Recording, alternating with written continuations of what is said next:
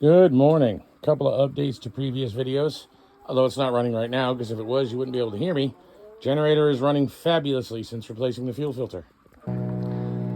My little makeshift roofing system for the chicken nesting boxes seems to be working.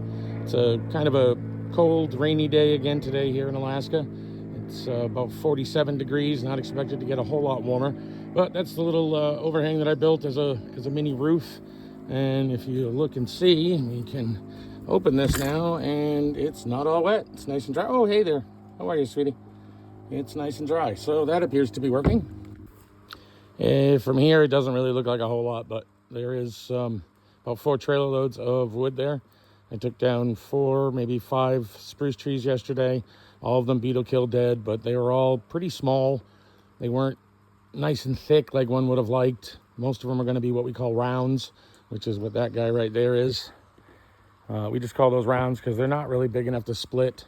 So we'll just put them in the stove exactly the way they are. There's larger ones over there, and then that we're going to split, and then these over here are smaller ones we're just going to leave as rounds.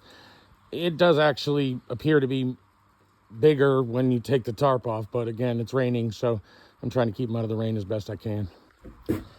This little guy here has been very helpful since we got here, but I bought it about 2 years ago, and yesterday it gave up the ghost. So I no longer have a compressor, which kind of stinks because I really do use that thing a lot.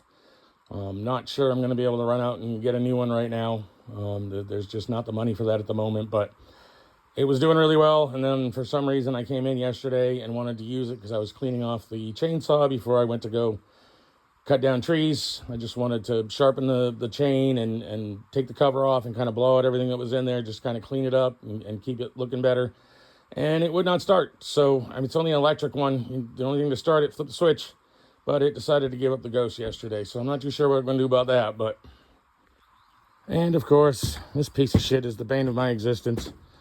I will actually be working on this today. I'm going to try and see if I can't get these axles out. These are the ones that are essentially rusted into the differential. I have been spraying all 4 of these axles. I will admit I have not tried to take the fronts off as of yet.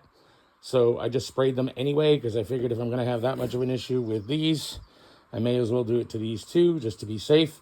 So I've been PB blasting all 4 of these axles for the past 2 days, hoping that it'll get in there and kind of break them free.